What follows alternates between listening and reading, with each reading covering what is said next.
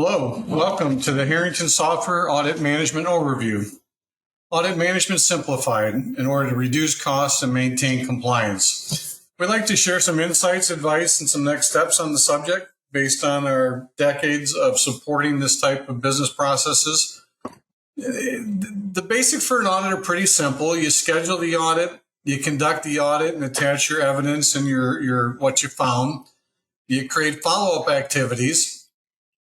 And of course, a variety of reporting and analysis. But one of the coolest things that our customers have told us is the ability to analyze common findings across multiple departments and multiple plants and multiple locations. We'll go through that a little bit. From a housekeeping standpoint, because of the number of people joining us today, the phones will be muted.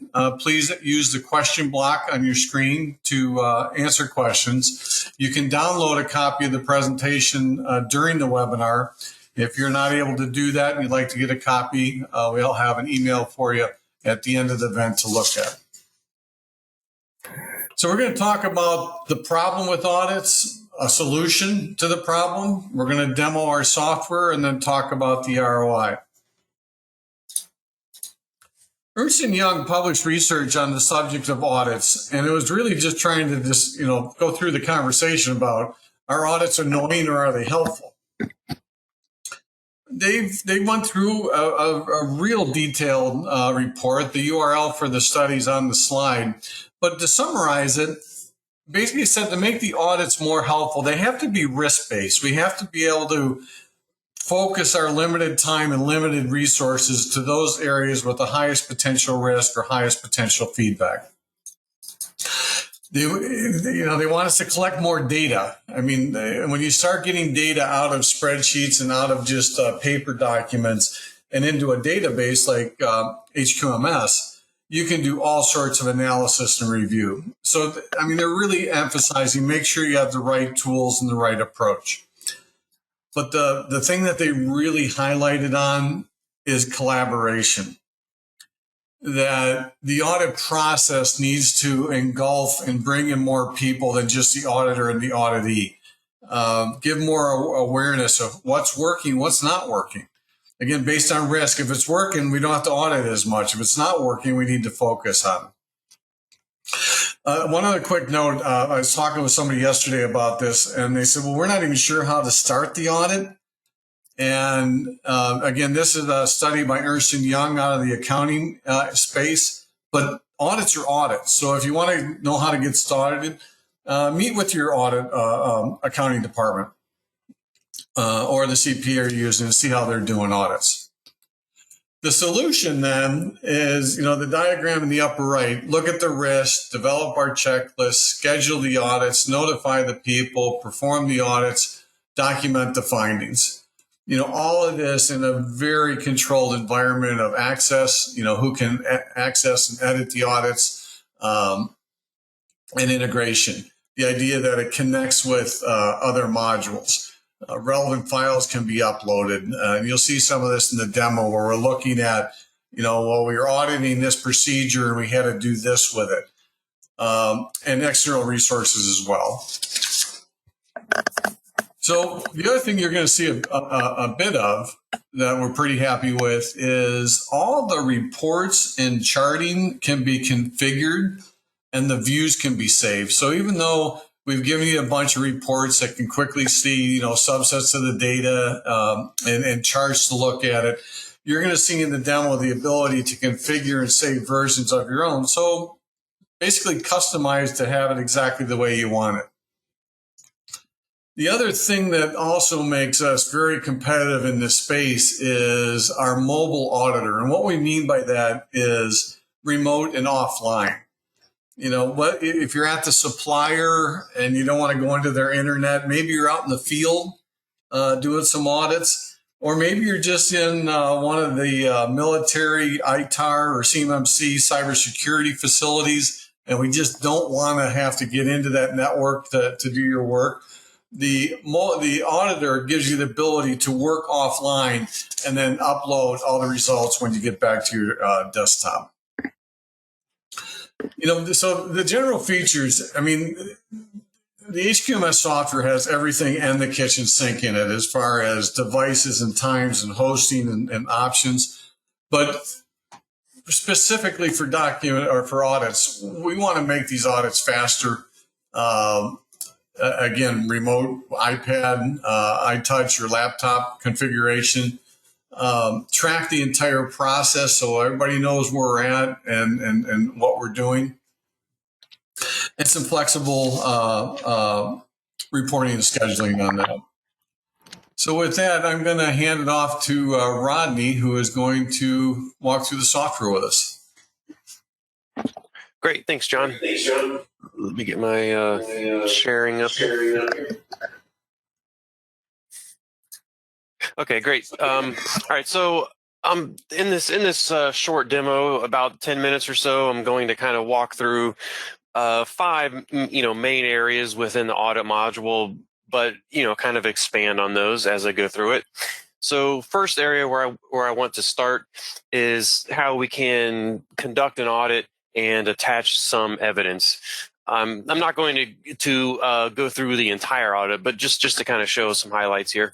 And so, for example, if a user is assigned to an audit, they might receive an email, and so they can click that link from their email. I was already logged in, so it took me right to the record. Otherwise, it would take me to a login page. I would type in my credentials, and then it would take me here. So first off, in HQMS, a lot of the different screens here look the same within each module. So this audit page will look very similar to a corrective action page. And at this top area, we have some basic information where we can use these fields to filter the audit list to find specific audits. There's, of course, a date due and a responsible up here. So users would get notices or notifications, emails regarding their activities here. So this audit already has a checklist associated to it. The checklist has items, which are basically questions. And so I'm going to show the checklist here. And also, this is how I can conduct the audit. So I'll click on this first item here. And technically, this first item is what we call a section header, where it's just like a classification within the checklist. So you can have different areas in your checklist. And so I click this arrow to go to the next one. This one, technically, I had already answered pass here. I set an observation, and I can type some notes in here. So we have an observation. Maybe there's some type of follow-up activity.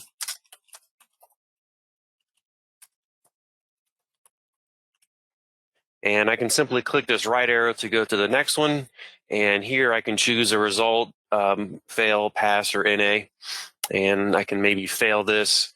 Then I have a finding type where major, minor, observation, OFI, those are typical that we've seen. Authorized users can modify this list, of course. And the auditor would just continue to go through and answer each item, but I'm not going to take your time up in going through all of that. And so, for example, if I were to go to this last one, when the auditor is at this last question and, maybe they chose something here, when they click on this arrow again, it tells them they're at the end. So then they can simply save. They'll see a quick preview here of what their responses were. And now at this point, I want to attach some evidence to some of my items. You can attach evidence to as many items as you wish. I'm only going to pick out one as an example here. And of course, notice how this item detail screen, it looks similar to that audit detail screen that we were looking at. So just showing that common functionality. So I go over here to this references area, and whoops, technically I'd already uploaded references. So I can click on upload files here and choose perhaps a picture. We had some issues with a shipment there. And I can click on this associate record link here. And this would let me reference another record within HQMS. So in this case, I'm referencing a document revision for a specific revision. The situation here could have been that perhaps a user did not follow the procedure, or the procedure hasn't had an error or was updated. So at any rate, we want to reference that document so we can see where they failed to follow some instructions. So I can search for the document. I'm searching based on title here. There's other fields you can search by, and we can simply click it. That will reference the document in here. And I would simply click on save. And so both records are aware of that link, and it's a permanent thing. If I clicked on this line, then I can download the file, whether it's a JPEG image, a Word document, Excel spreadsheet, it can be anything. And so that's just a quick sample of answering an audit, putting in some evidence.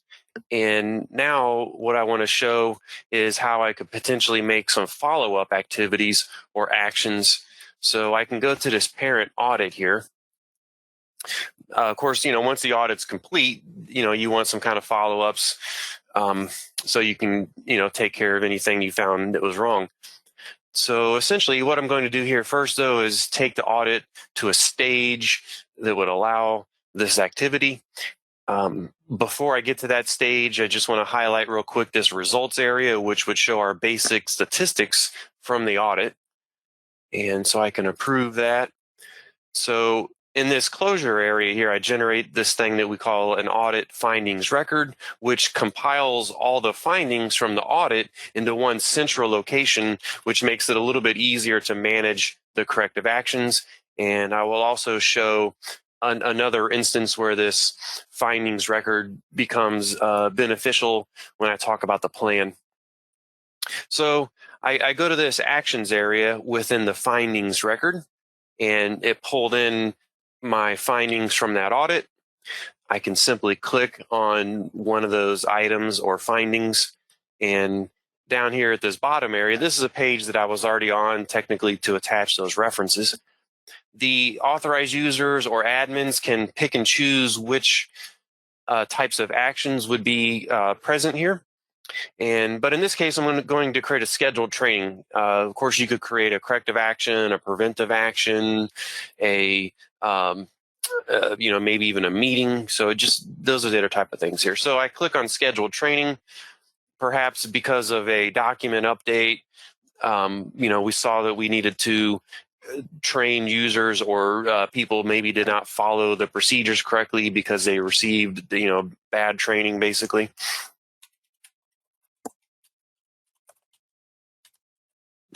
And of course, the purpose of this demonstration is not for demonstration of the training module, so I'm not going to go into detail there.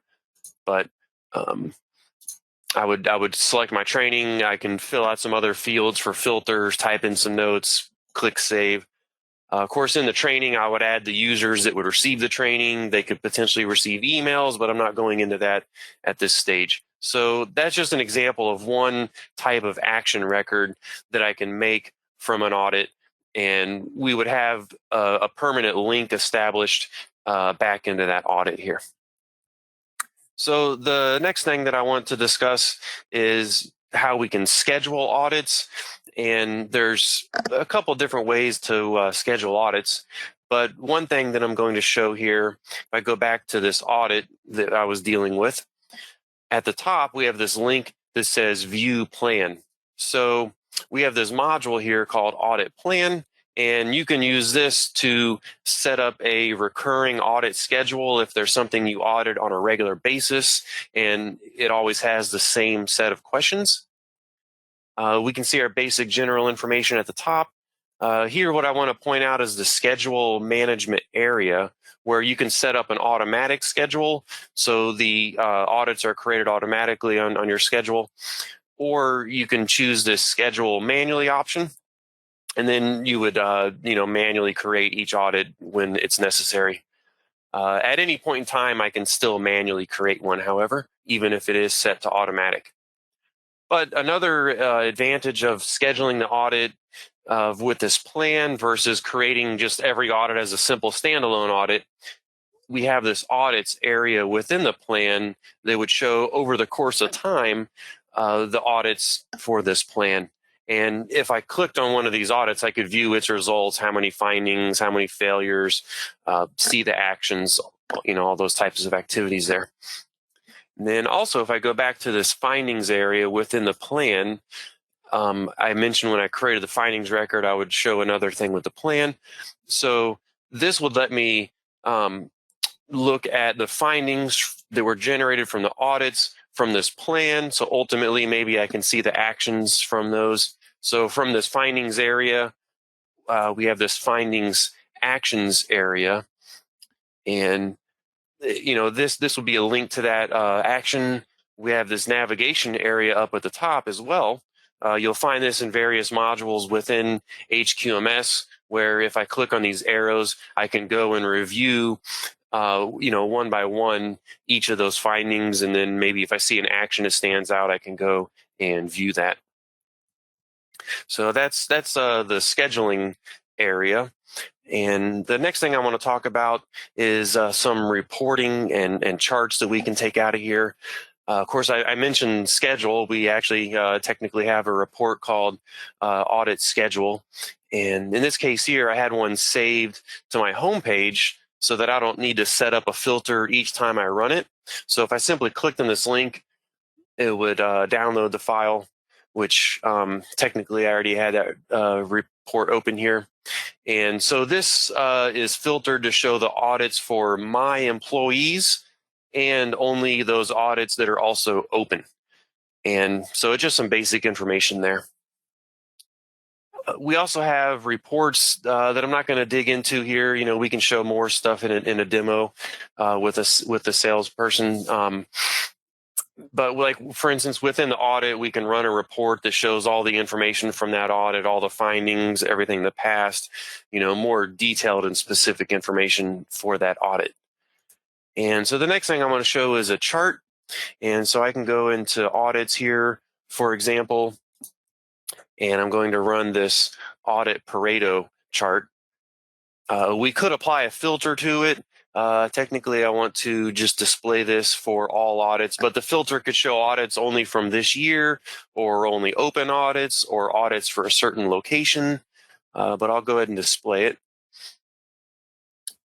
And so by default, this chart is showing the number of audits for each person or each responsible user and how many audits they had, whether they're open or closed or anything like that. But with especially this Pareto, there's a lot of stuff we can change here. So I just want to show some of that. So what I'm going to do is group it instead by department so I can see the number of audits per department. But on top of that, also I can choose this average of total findings here and click OK. Technically, I can even hide grid lines or some other things that we can, perform here. And then I refresh the chart. So instead of showing me the number of audits per department, it's showing me on average when we conducted audits for these departments, this is the number of average findings. And we can kind of see, which department is generating the most issues here. And then this chart has this add to my charts area where I can put that chart on my home page, giving me a link just like that audit schedule report that I already showed. And I can type any additional text here that might specify what filter was used with it or how I arranged this chart. Great. And so the last topic here, which is kind of related to the charts and reports, sometimes that I've been asked in the past, how we can see, which items are generating the most issues, or maybe even which items we pass the most over the course of time. And so we have this special area called Audit Master Items, and it's basically it kicks off a list where we can then see some more detail if we wish also.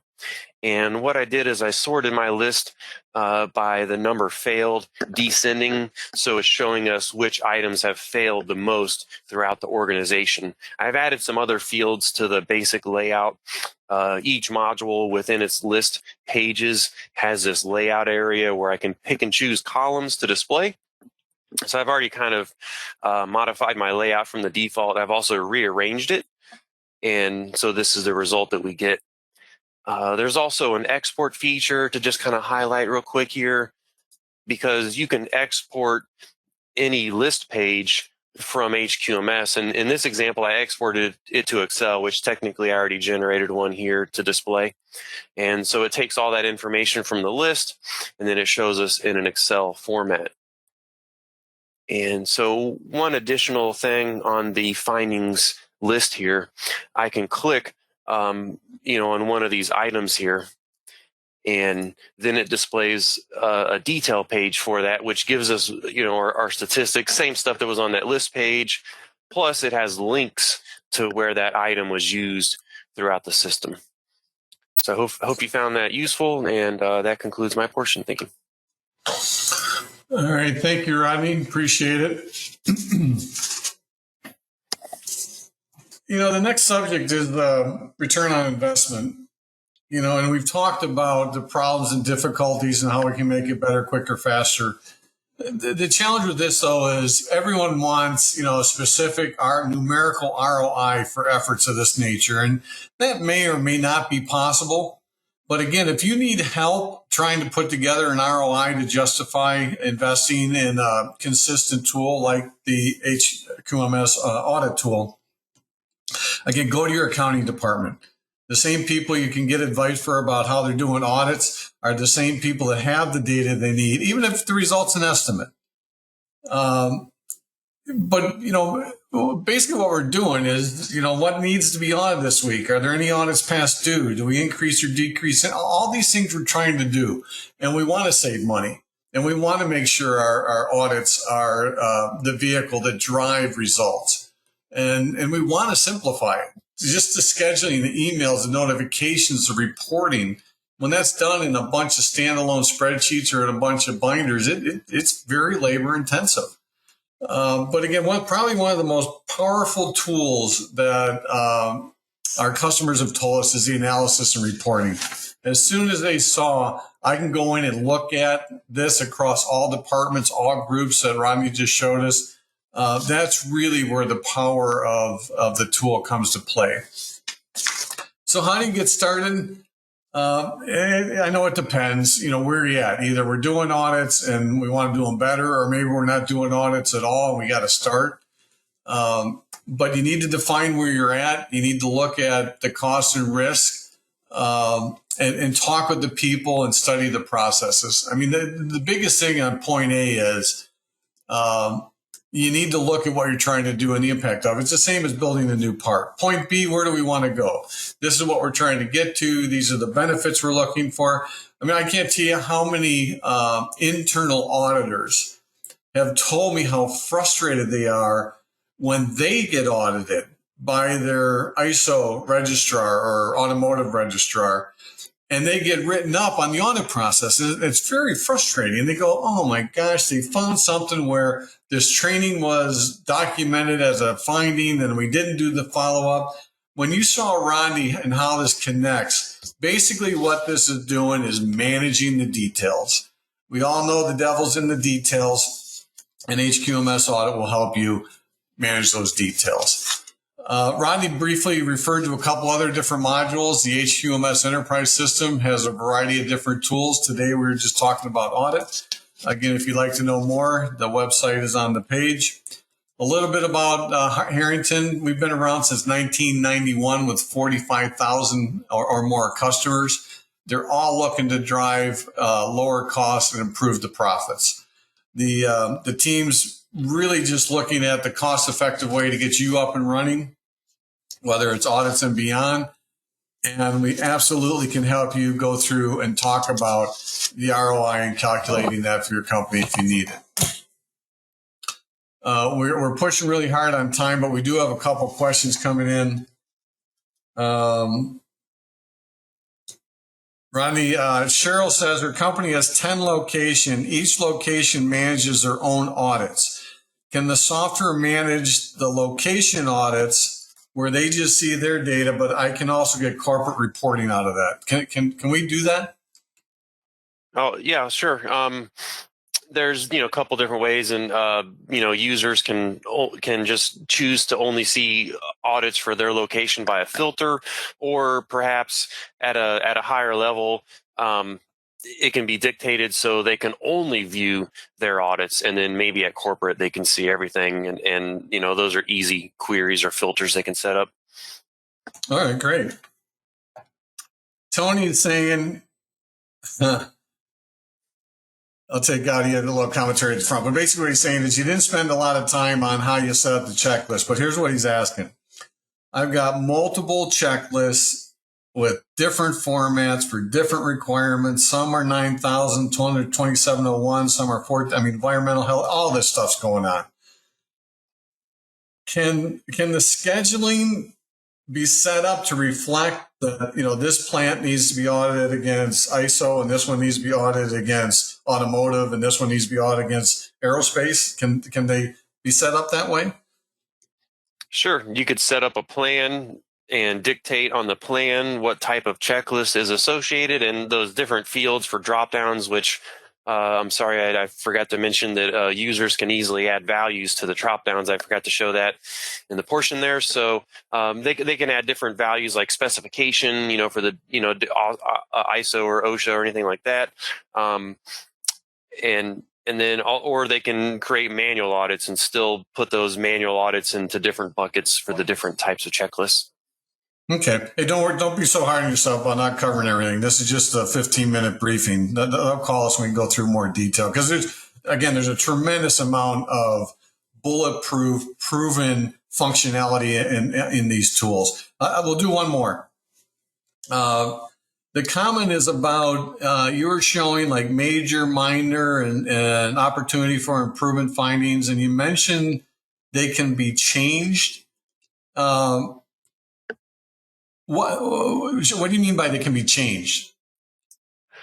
So by default, there will be nothing in that drop-down list of type of finding.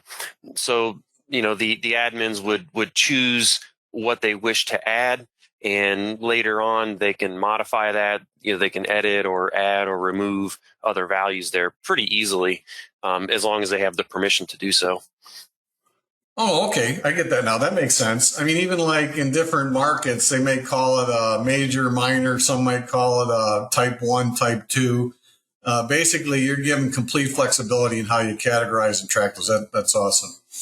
Correct. All right. Well, again, thank you for attending the Audit Management Overview. If you'd like to know more, please give us a email at sales@hgint.com. Thank you for your time.